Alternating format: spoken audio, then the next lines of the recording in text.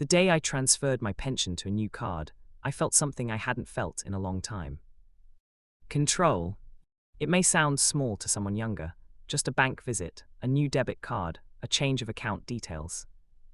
But when you're 72 years old, widowed for nearly a decade, and slowly realizing your own children treat you more like a monthly income than a mother, small things become revolutions. For years, my pension had gone into a joint account.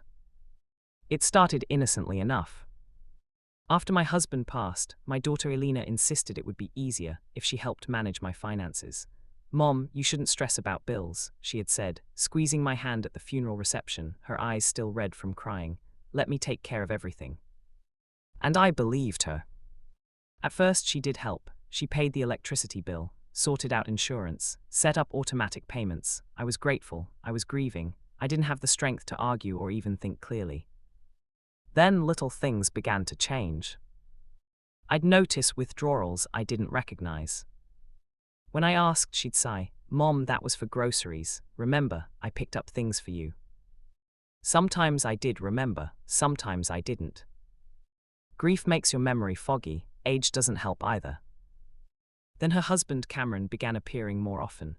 He was polite in that rehearsed way, always smiling, always calling me Amy, but his eyes calculated, measuring, assessing. Once I overheard him whispering in the kitchen, "If she moved in with us, we could rent this place out." Elena had shushed him, but she hadn't disagreed. That was the first crack in my heart. Still, I stayed quiet. Until last month. I went to buy medication, and my card was declined. Declined? The pharmacist looked at me with pity. I felt my cheeks burn. I knew there should have been enough money. My pension had arrived 3 days earlier. I stepped outside and called Elena. "Oh, Mom," she said casually, "we had to use some of it. Cameron's car needed repairs. It was urgent." Without telling me. "We are family," she replied, her tone sharpening. "Why are you acting like this?" I apologized. I always apologized. That night I lay awake staring at the ceiling fan turning slowly above me. My husband's framed photo sat on the dresser. He had been a careful man, responsible, protective. He used to say, "Never hand over the keys to your independence, even to people you love." I hadn't listened. The next morning I took a taxi to the bank. My hands trembled as I spoke to the young woman behind the desk. I told her I wanted to close the joint access and transfer my pension to a new individual account. She asked gently, "Are you sure, ma'am?" "Yes," I said. For the first time in years, I didn't hesitate. By noon, I had a new card in my purse. It felt heavier than plastic should. I didn't tell Elena. Not because I wanted drama, but because I wanted one thing in my life that didn't require permission. I came home, made tea, and sat by the window. The house was quiet, the kind of quiet that used to feel lonely but now felt peaceful. 4 hours later, the doorbell rang. Not one polite press. 3 sharp, furious rings. I knew. When I opened the door, Elena pushed past me. Cameron followed, jaw tight. "What did you do?" she demanded. I blinked. "Good evening to you too." "Don't play games, Mom," Cameron snapped. "The pension didn't come through." "Oh, so that's how long it took." "I changed accounts," I said calmly. Silence filled the room like smoke. "You what?" Elena's voice cracked between disbelief and anger. "It's my pension," I replied. "I decided to manage it myself." Her face flushed red. "Do you not trust us?" "Trust?" The word tasted bitter. "I trusted you when my card was declined at the pharmacy." "That was one time." "It was not one time."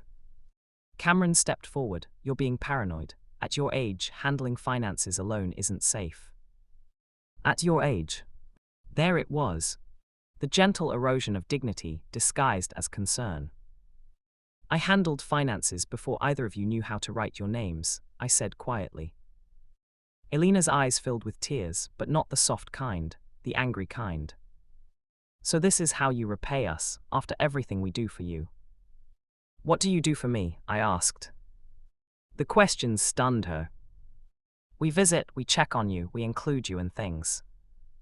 And in return, I asked softly. Neither of them answered. Cameron's patience snapped first. This isn't fair, we rely on that money. There it was. Not we worry about you. Not we want to protect you. We rely on that money. My pension, my late husband's decades of work, my careful saving. I felt something inside me straighten. You are both healthy, I said. You have jobs, a home, a car. I have this house and my pension. That is all. Elena crossed her arms. So what? You're just cutting us off. I'm not cutting you off. I'm separating money from love. Her expression flickered, confusion, then discomfort. Cameron scoffed. This is ridiculous. What, did someone put this idea in your head? No. Loneliness did. Humiliation did. The pharmacist's pity did. I made this decision, I said firmly. Elena's voice dropped low. If you don't trust us, maybe we shouldn't come around so much. There it was, the threat. For years I had feared being alone, feared losing their visits, feared silence. But standing there, I realized something. I was already alone. They hadn't come that evening because they missed me. They came because the money hadn't arrived. If that's your choice, I said gently, I won't stop you. Her face crumpled, not with sadness, but with wounded pride. Fine, she whispered. Cameron turned toward the door. Don't call us when you can't figure out online banking. I almost smiled.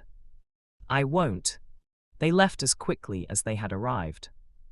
The house fell quiet again. My hands trembled once the door shut.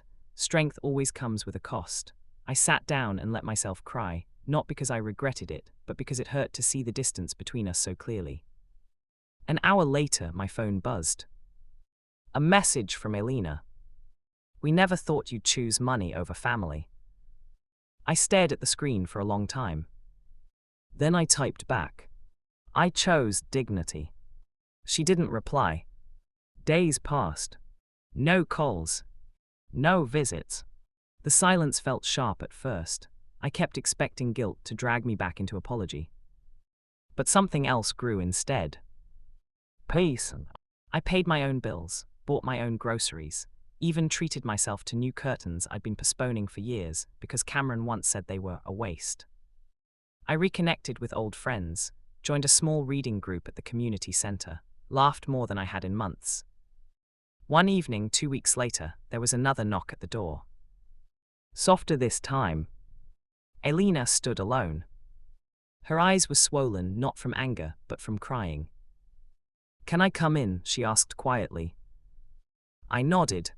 We sat at the kitchen table, where she used to do homework as a girl. I'm sorry, she whispered. I waited. Cameron lost money in some investment, she admitted. We were counting on your pension to cover things. I felt sadness wash over me, not triumph. You should have told me the truth, I said. She nodded, tears falling freely now. I didn't realize how it looked, how it felt for you. I don't mind helping, I told her, but helping is different from being used. The word hung heavy between us. She reached for my hand. I don't want to lose you over this. You won't, I said, but we need boundaries. That night, we talked longer than we had in years. About money. About fear. About how easy it is to justify taking from the ones who love you because they won't fight back. I had finally fought back. Not with shouting. Not with revenge. Just with a new card. Sometimes strength doesn't look dramatic. Sometimes it's an old woman walking into a bank alone. And sometimes it's opening the door to your furious daughter and standing your ground without raising your voice. My pension still goes into my new account. Elena visits every Sunday now. We drink tea, we talk. And when I choose to help her, it is a gift, not an obligation.